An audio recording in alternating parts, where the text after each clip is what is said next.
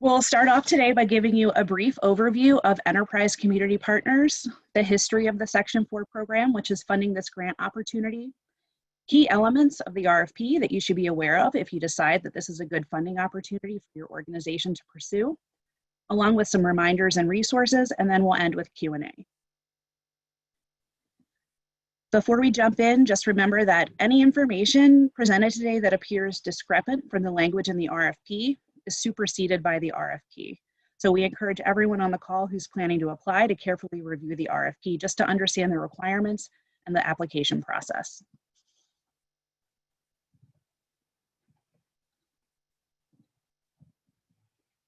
So more than 35 years ago, Enterprise was founded by Jim and Patty Rouse with the ambition and vision to end poverty across the United States by giving everyone the opportunity to live in a decent, affordable home.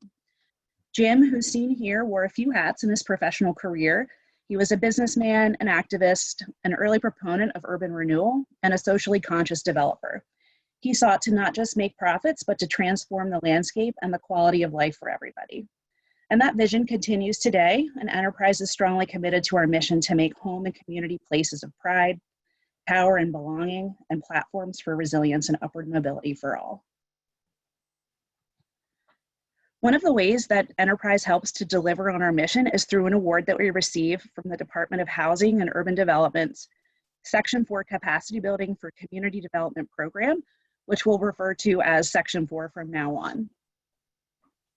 And the purpose of the Section 4 program is to enhance the technical and administrative capabilities of community development corporations, or CDCs, and community housing development organizations, also known as CHODOs.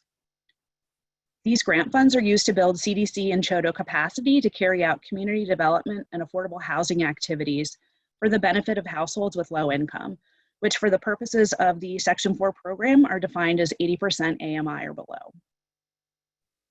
This program has been around since 1993, and it's unique in that it's the only HUD funding program geared towards building CDC and CHODO capacity.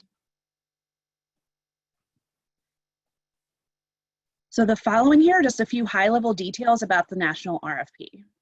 All of the information related to the national RFP is available on our website. We have a little over $5.7 million to award in grants. Our awards will range from $35,000 to $150,000, with the average award expected to be $45,000. And just something important to mention is that while our range goes up to $150,000, it's not a guarantee that everyone will receive that amount, so your request should be reasonable and comparable to what's being proposed in your application. This funding opportunity is only available to eligible CDCs and CHODOs that meet the criteria listed in Appendix A of the RFP. And we'll talk a little bit more about those criteria in a little bit. Your proposals must have a direct capacity building benefit to the CDC or CHODO applying for funds.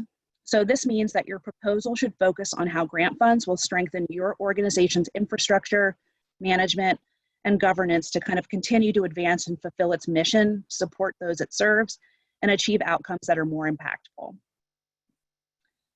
We're accepting proposals from eligible CDCs and CHODOs across the United States. This includes Puerto Rico and the US Virgin Islands. Another important thing to know about Section 4 is that all grant funding is dispersed on a cost reimbursement basis. We cannot advance any funding.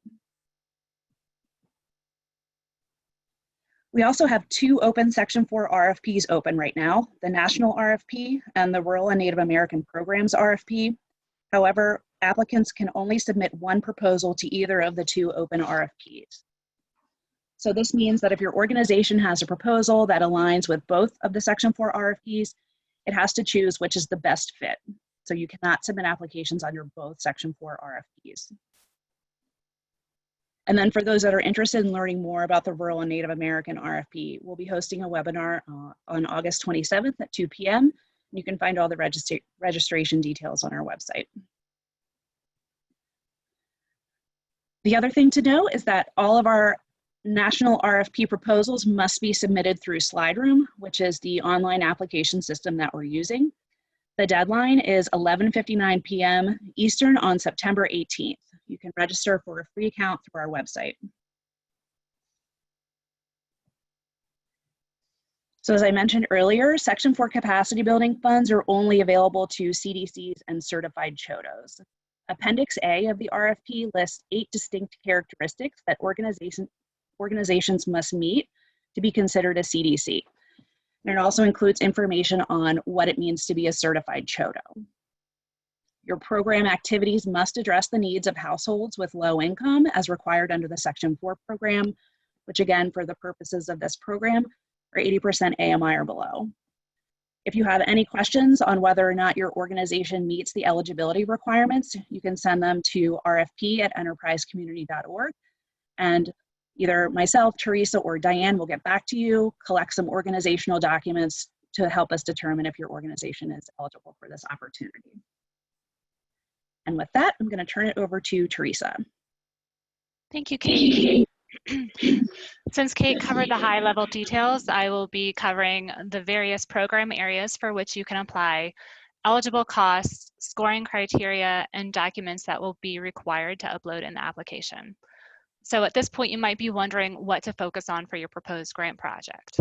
Enterprise is accepting proposals that address CDC and CHODO capacity building across 3 program areas. The first one is preservation and production. So for instance, the need to preserve current affordable units, including small and medium multifamily units, or the need to produce more safe, healthy, and resilient affordable housing units. The second program area is people and place-based solutions.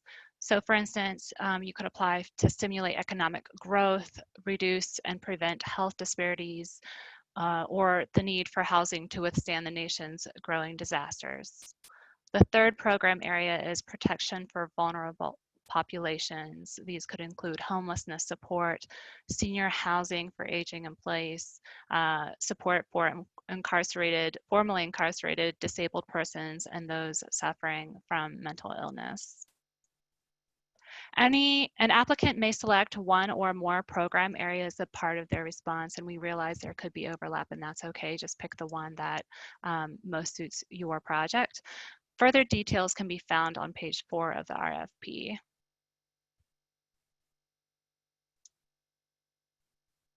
So now we'll cover eligible activities and allowable costs. Some common examples are listed here. So you can see staff salaries, staff and board training, computer software, hardware, consultants. And then for consultants, just keep in mind that they cannot be retained for policy, fundraising, advocacy, or lobbying work, that they must be selected through full and open competition and must have the ability to perform the proposed activity or activities, and that the labor rates must be fair, reasonable, and consistent with rates charged on other contracts and may not exceed the daily equivalent rate of the rate paid for level 4 of the executive schedule without prior written approval from HUD. So you can refer to these details on page 24 of the Enterprise Grants Guide for more information.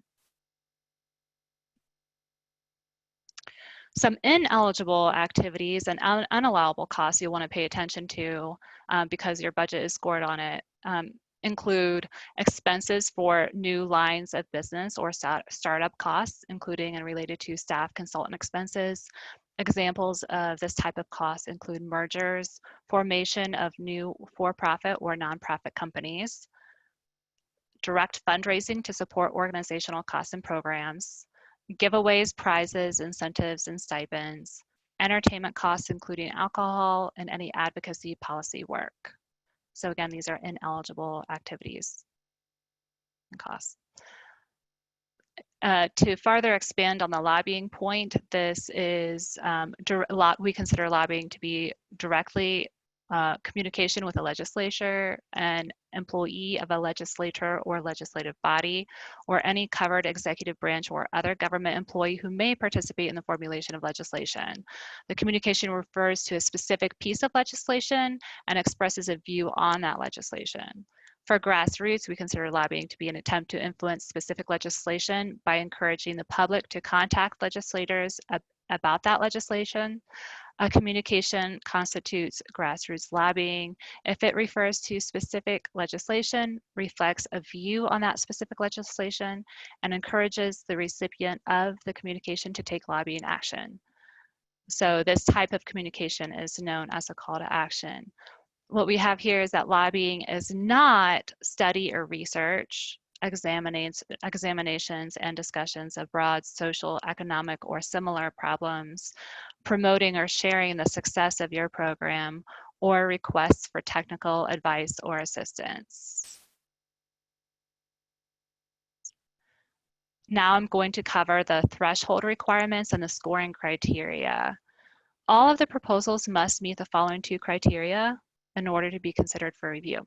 This includes program activities must address the needs of households with low income as required under the Section 4 programs, as Kate had mentioned. And the second one is that applicants must meet eligibility requirements as described in Appendix A. The maximum number of points that can be awarded here is 102. And that includes criteria 1 through 4, plus the 2 priority points regarding racial equity. So for example, if we look at impact to communities, there's 35 points here. Some examples might be the alignment of proposed activities to one of the program areas, impact on communities, whether outputs and incomes are clearly defined. For impact to applicant organization, that's for 35 points, and you'll be scored on things such as the capacity building need, if the proposed project will address that need, and how you plan to measure that impact. So then I'm going to skip down here to racial equity, which is the priority points, since the previous 4 criteria also describe more in the RFP.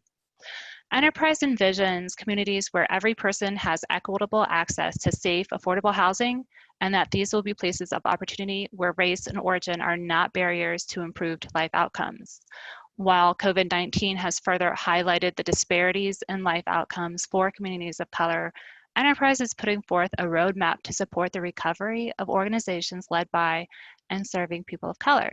As part of this, Enterprise will be offering these 2 priority points for providing information about applicant organizations and who they serve. And finally, the required templates and the submission process. I'm going to talk about that. All proposals must be submitted in SlideRoom. We encourage you to register early for your SlideRoom account to avoid any technical glitches, but if you do have them, you can always email support@slideroom.com.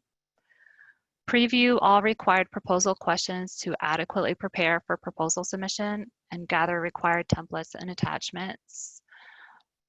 Download the required templates from within SlideRoom or access them here. So we have a scope of work, which is Exhibit A, and we're asking you to upload that in Word. We have a budget that will also be available that you'll be asked to upload in Excel, and then a risk assessment questionnaire. Applicants must complete and upload the templates provided by Enterprise.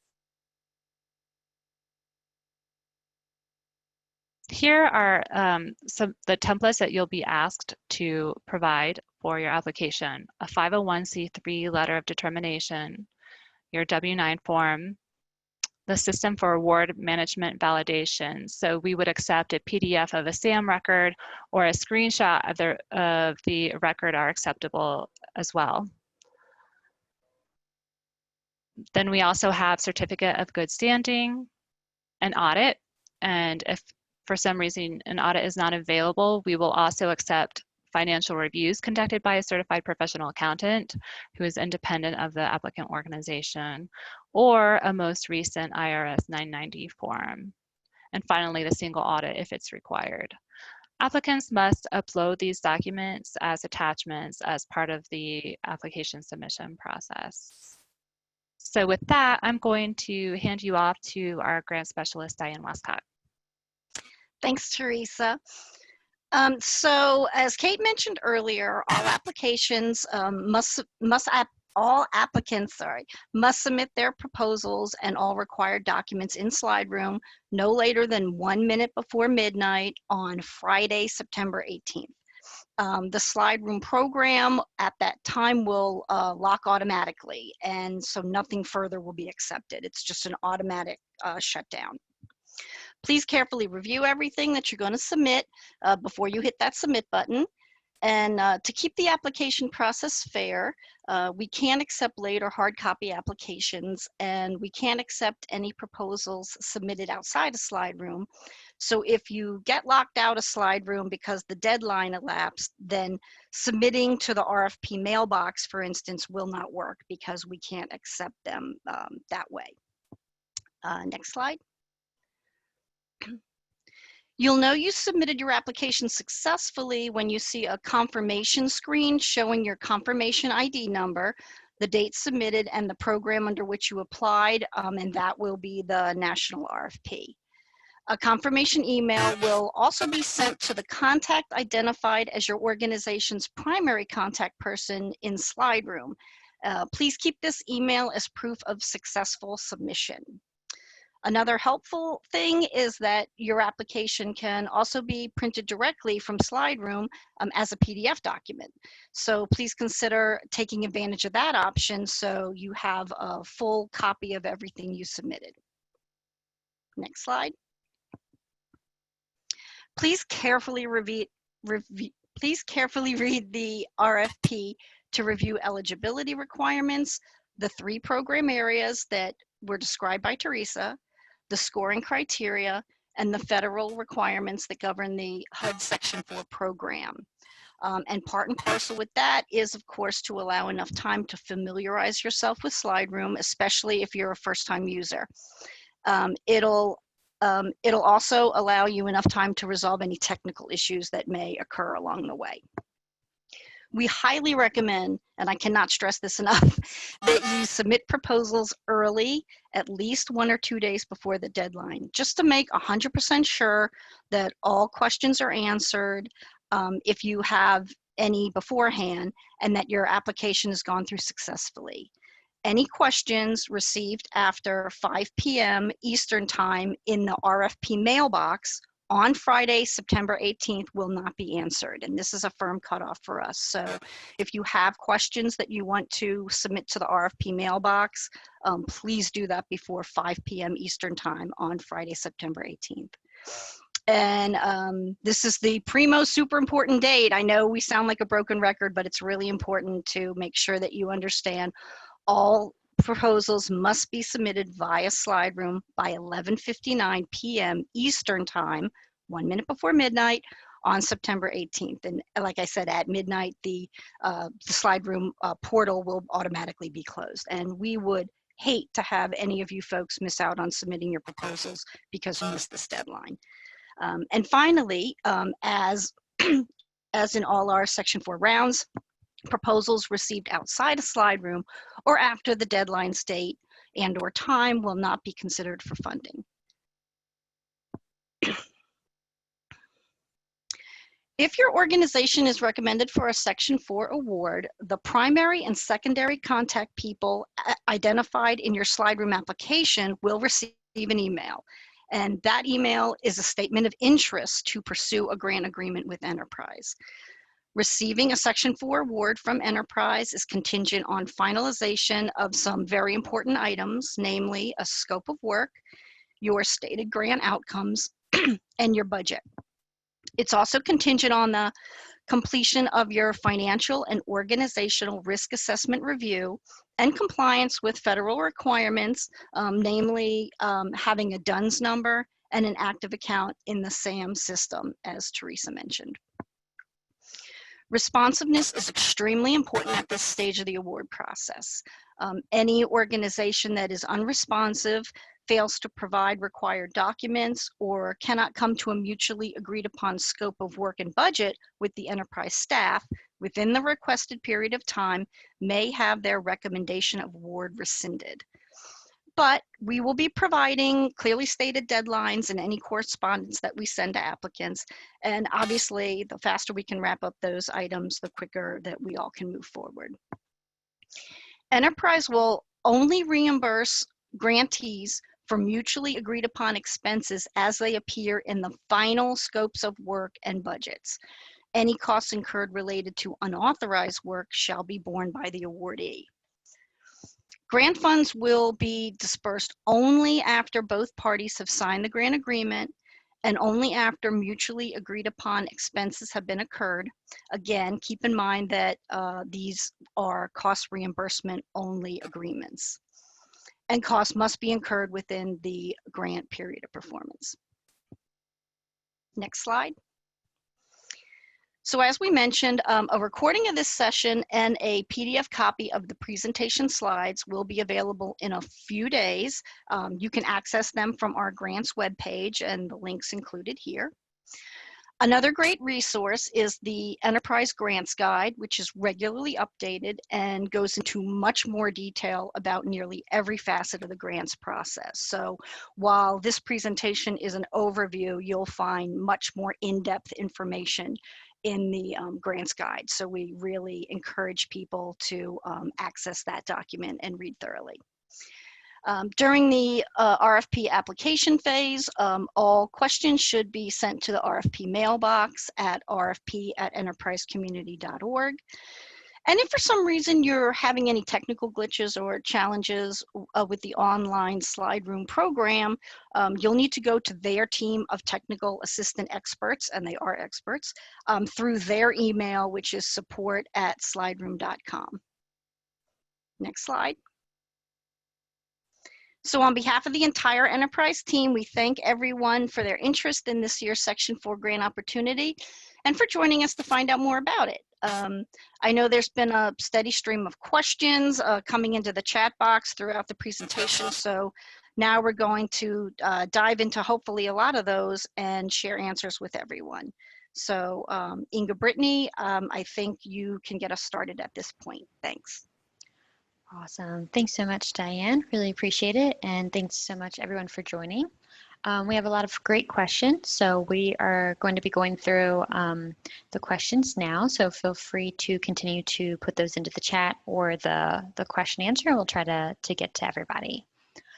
So the first question we have is, how do I know if my organization is a CDC or CHODO?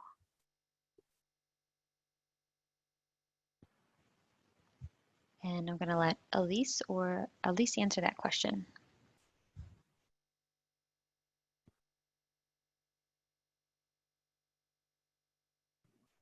Sure. Thanks, Brittany. So in order to determine if you're a CDC or a CHODO, you would need to look at the criteria we have included in the RFP. If you are a CHODO, you would have a certificate for that, and you should know. Otherwise, in order to be classified as a CDC, you would have to meet the criteria we have listed. There is no certification to be a CDC, so meeting the requirements is all that you need. Awesome. Thanks, Elise. And to tack on to that, are CDFIs available or eligible to apply? Yes, they are if they meet the CDC criteria or if they are certified CHODO. Perfect. Thank you so much. All right. Our next question is, we serve both urban and rural areas. Which RFP should we apply under?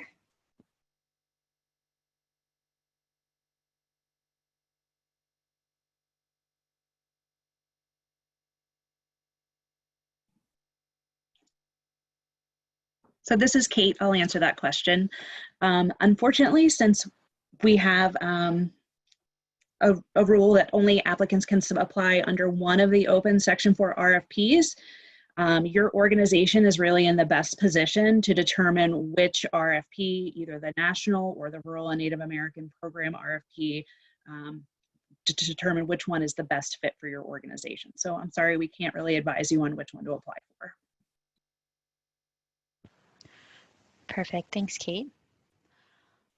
All right. Our next question is, what kind of information will we need to submit for reimbursement after receiving the grant award if we are a recipient? Could you describe the disbursement process?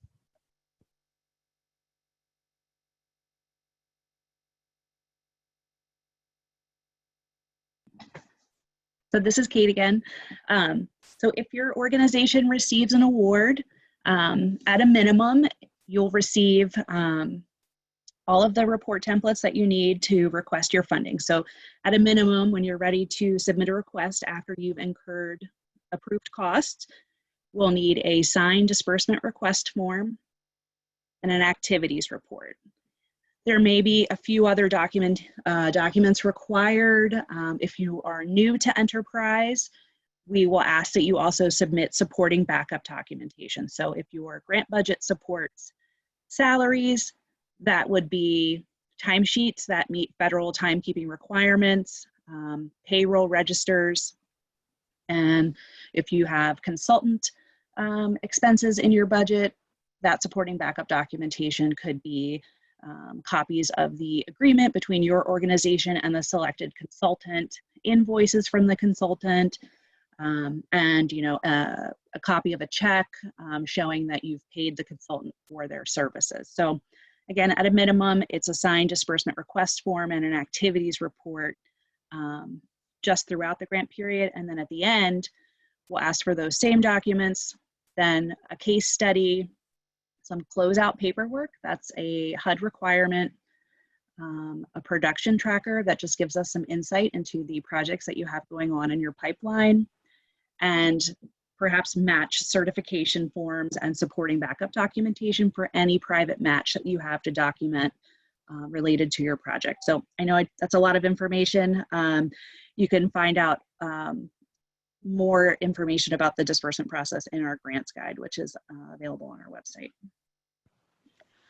Awesome. Thanks so much for that detailed information, Kate. Our next question is about the Certificate of Good Standing. We have a few questions around this topic. So we're hoping to get a better understanding of what the Certificate of Good Standing represents, how somebody can obtain one, and then lastly, how current does it need to be?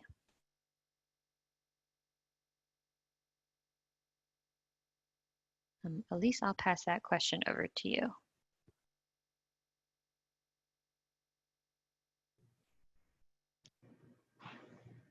Thank you, Brittany. A business needs to be that is registered or chartered by an agency, government agency such as a corporation, a limited liability company, a limited partnership, a limited liability partnership, or a limited liability limited partnership is considered to be in good standing if it has filed and continues to file all of the appropriate paperwork, which provides its charter and has paid all fees which are due for its charter or the renewal. And when an entity is in good standing, it may obtain a certificate of good standing. So as long as you are in good standing, we will accept that. We aren't requiring a specific period. So as long as you're in good standing in your state of incorporation, that's all we need. Perfect. That's super helpful. Thanks so much, Elise. Sure, and there's a little bit more information included in the chat too. Perfect. Thanks. And we'll be sure to post more information about that on our website as well in our FAQs. All right. For our next question, could we please describe the match requirement a little bit more, including is match a requirement to receive this grant? I'll take that one too, Brittany. So match is not a requirement to receive the grant. However, Enterprise is required to provide a 3-to-1 match on the program.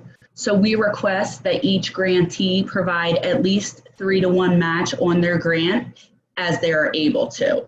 So it's not a requirement of the grantee. It is a request from us to the grantee to provide match if the organization is able to. Perfect. Thank you so much. All right. For our next question, Can the grant be used on renovation expenses of a residential building that is serving low-income households? This is assuming that the CHODO owns and manages the building.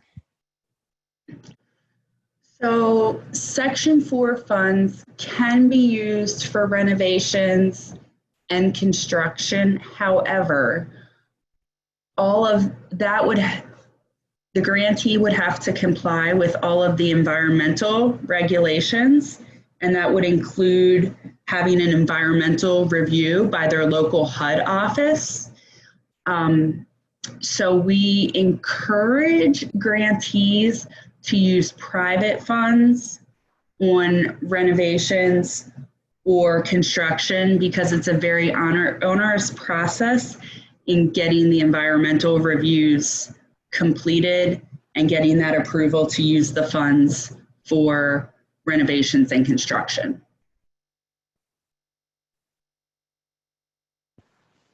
Awesome, that's super helpful. Thank you, Elise. All right, our next question is there a maximum amount that we can ask for this grant, and specifically related to the money that will be used for salaries?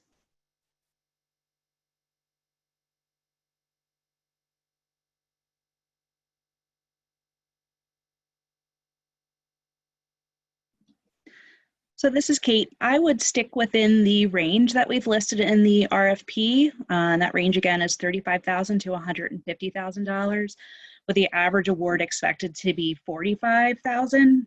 And again, I would just make sure that your request is reasonable compared to what's being proposed in your application.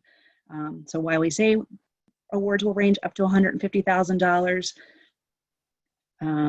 you know, I would just keep in mind that that's not a guarantee that if you ask for the top range there that you'll receive that amount.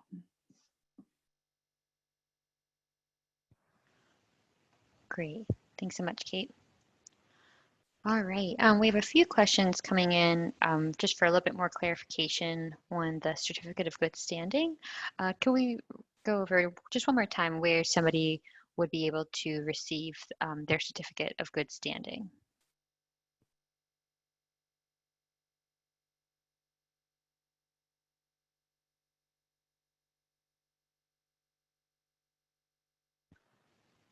Elise or Inga, I'm going to pass that one to you. Sure. So your organization should be registered with your state of incorporation, and so you would receive that certificate from the state.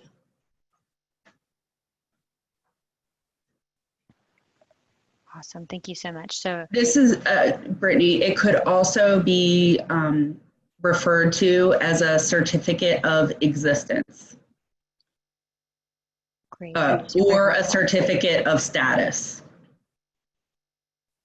Perfect. So we'll make sure to put those definitions on our website. And so the answer will be slightly different depending on which state the CDC or CHODO is located. In general, it is, it allows you to legally do business in your state. So each organization should have filed all of their appropriate information with the state in order to do business in the state. Perfect, super helpful, thank you. All right, so we have a few questions on eligible activities. So one of the questions is, can the funds be used to purchase land or purchase additional housing or buildings?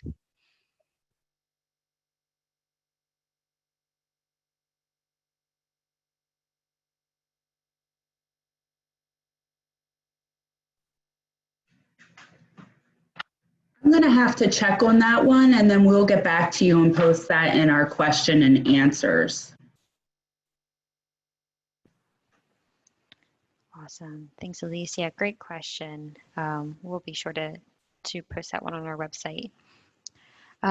So also with eligible expenses, can we use the funds for any pre-development costs around affordable housing? Absolutely. Perfect.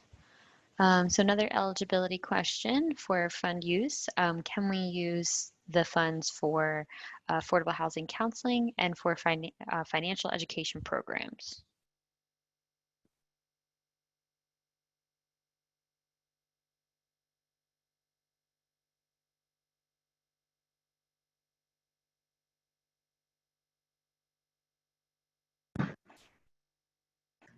As long as you can demonstrate how this is building the capacity of your organization, then yes.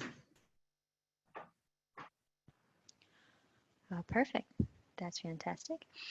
So we have some questions about the rural and Native American RFP. So can we review the deadlines for the national RFP and also for the rural Native American RFP?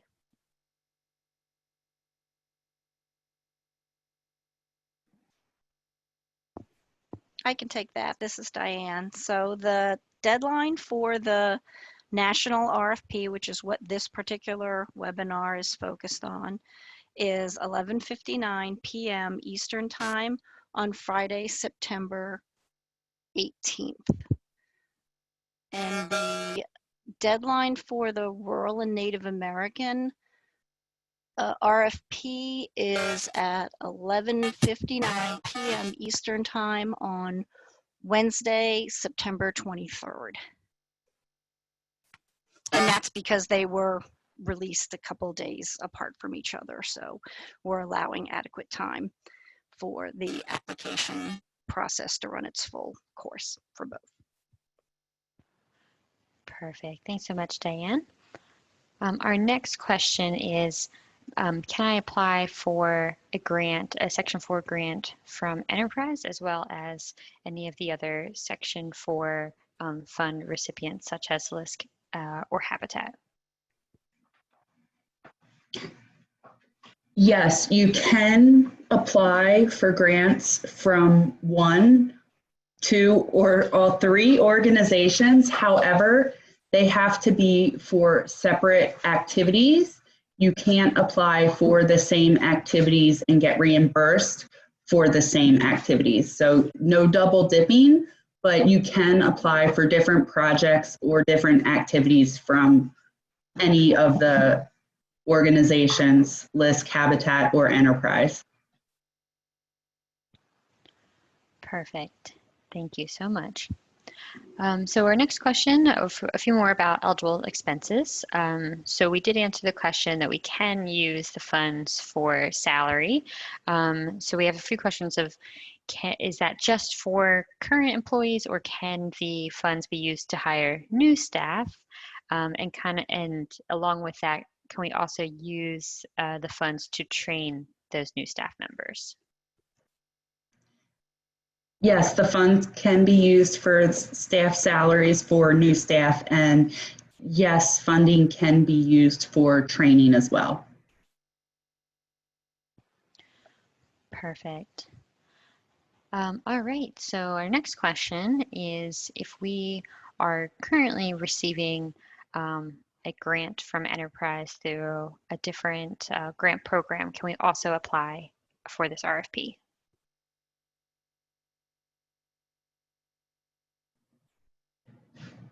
Yes, you can.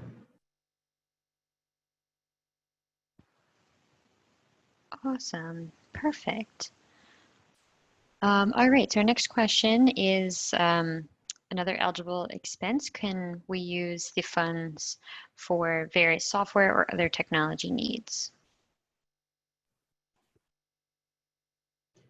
This is Kate. I'll give Elise a break here.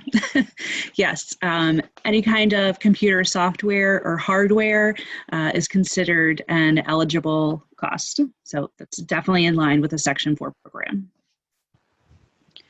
Awesome. Thanks, Kate.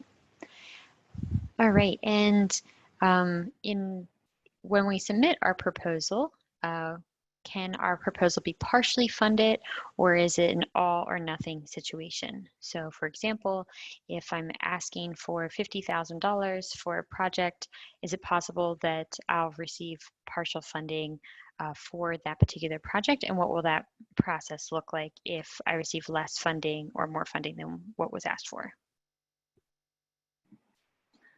I'll take this one too. So yes, it is possible that you may receive less than what you requested. If that's the case, your enterprise market representative and grant specialist will reach out to you with a draft of your scope of work narrative and budget and ask you to revise those just to fit with the amount that was awarded.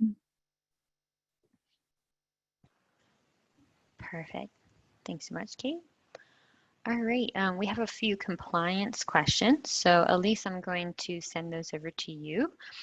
So the first question is around the audit that is requested to be sent in. One of the questions is about being a new CDC, and what if we don't have a completed audit yet? Can you describe that process?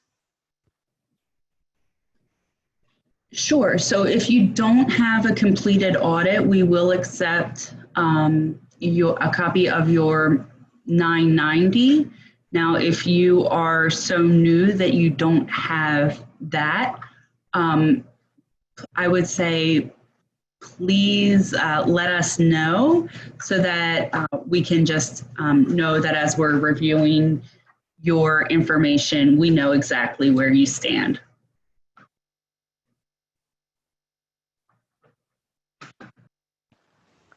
Perfect. That sounds great.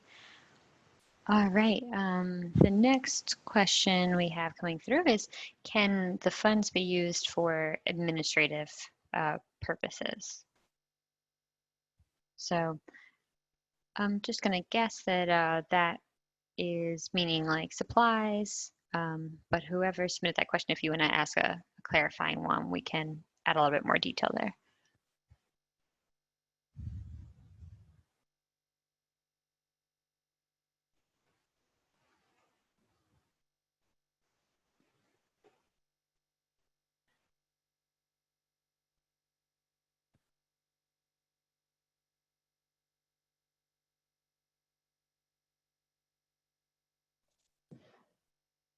So Brittany, it looks like the question's about just general oversight of the grant as an admin expense. Yeah, I think that would be a good way to think of it.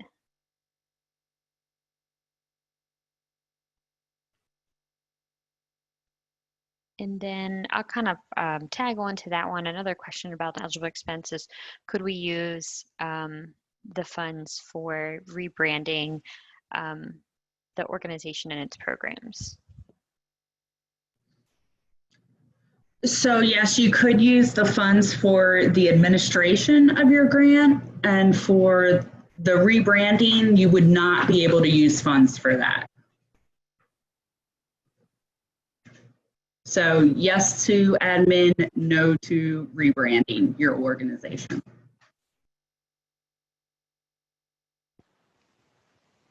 Great, thank you. Next question is, do you have examples of projects that have been awarded in the past?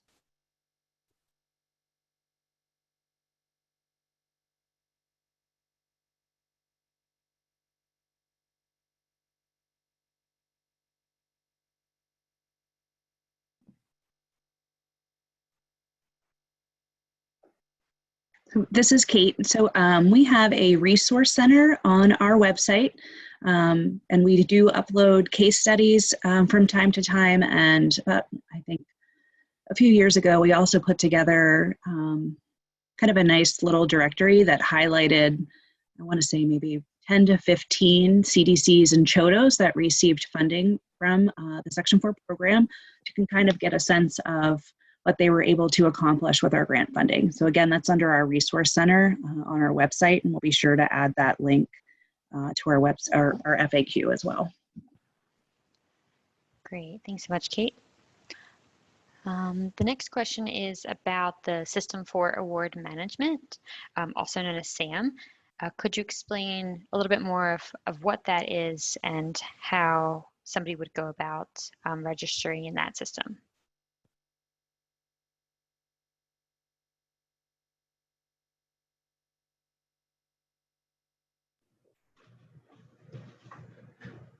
Sure. The System for Award Management is a system used by the federal government that's required in order to do business under a federal award or receive federal funding. So all organizations receiving federal funding through enterprise must be registered in SAM. And in order to register in SAM, you need to go to sam.gov, and there will be a link to register, and you would follow the instructions after you click on that link. And just a reminder that this is free, and there are some organizations that say that they will help you for a fee. These are like spam emails, so you can ignore anything like that because SAM is free, and you should do it directly through the SAM website.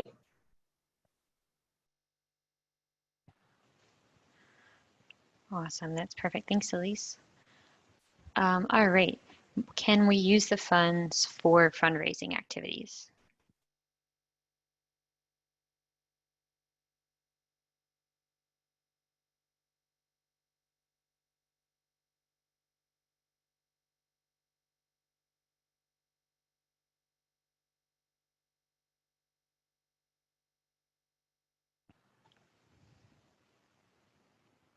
I'll just repeat the question again, make sure I wasn't on mute. Can we use the funds for fundraising activities? No, fundraising activities are not an eligible expense. Great, thank you for the clarification.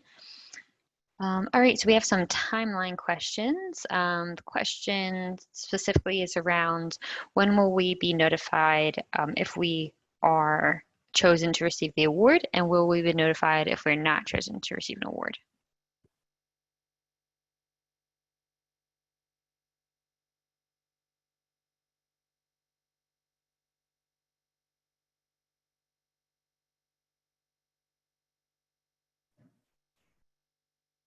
I'm sorry, Brittany, can you repeat the question?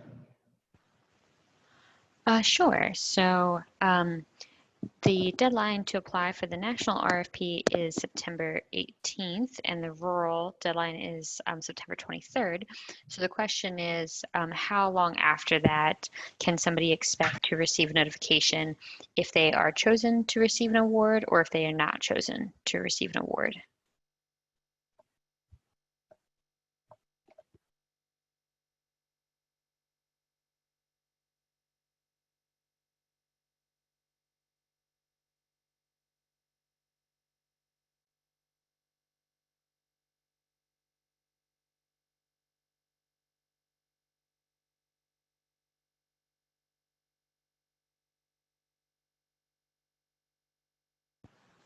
All right, I'll go ahead and answer that question.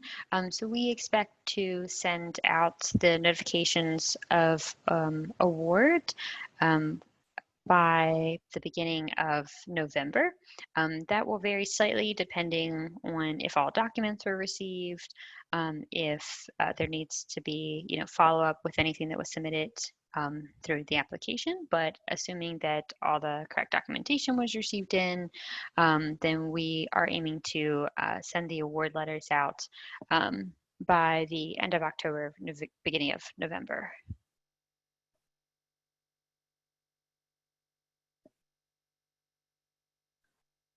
All right, so our next question is about CDCs and CHOTOs that are staffed by volunteers. Would our first full-time salaried hire be considered an eligible cost for under this grant?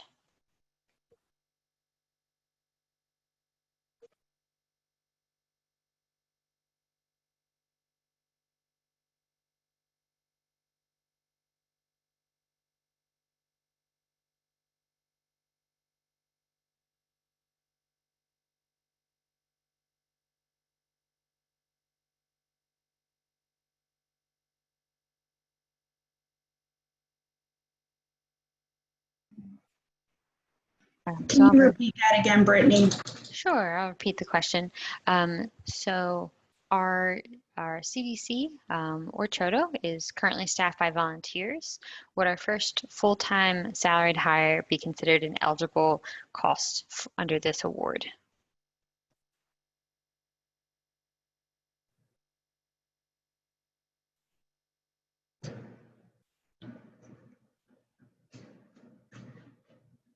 Yes.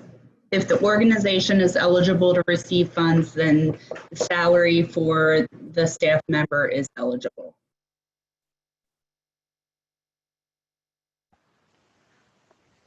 Perfect.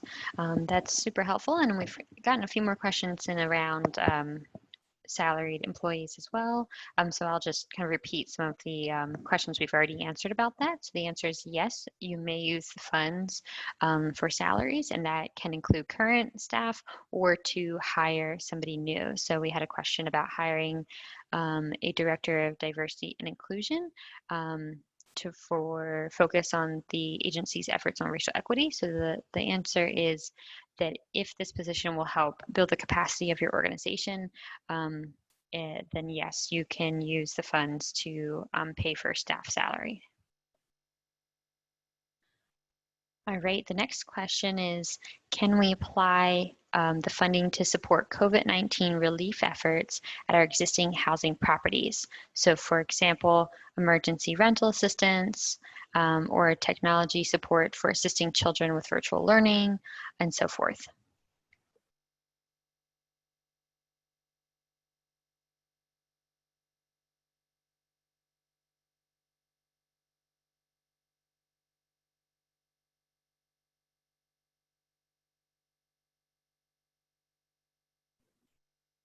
So I will say that that depends on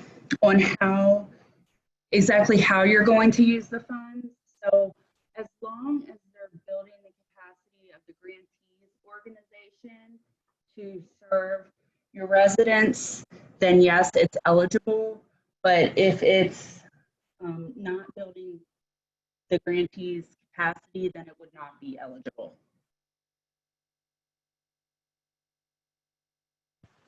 Great. Your voice kind of went in and out a second. Could you repeat your answers to that question? Sure, I'm sorry about that. If the funding is directly building the capacity of the grantees organization, then yes. But if it's not, then no, it would not be eligible. So it depends on how you're using the funds and how that's written in your scope of work in your proposal. Perfect.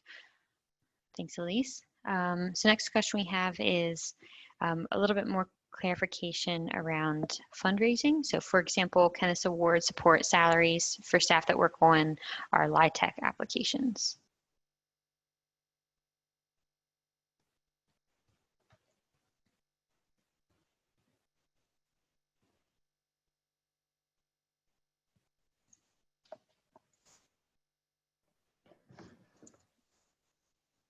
Yes, I mean, go ahead.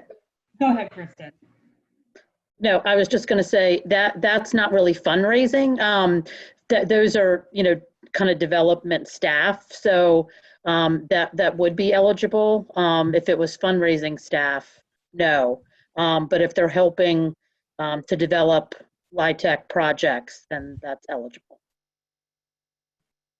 Perfect. Thanks so much, Kristen.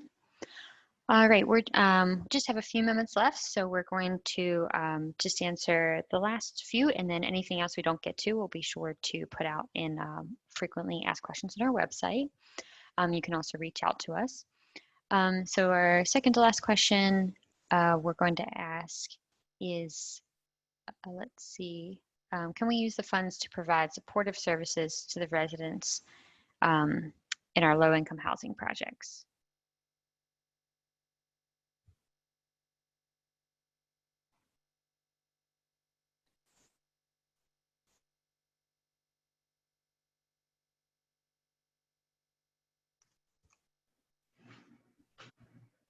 So I would say in general, yes.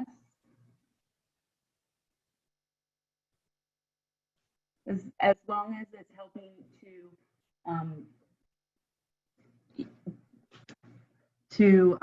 continue or increase your capacity in running your programs or starting new projects or programs.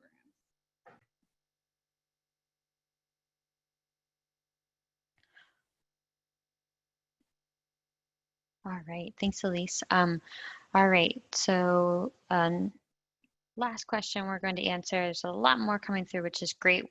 We'll be sure to send out a lot more information, but in light of COVID, the question is, can we receive funds in advance, or are these cost reimbursement only?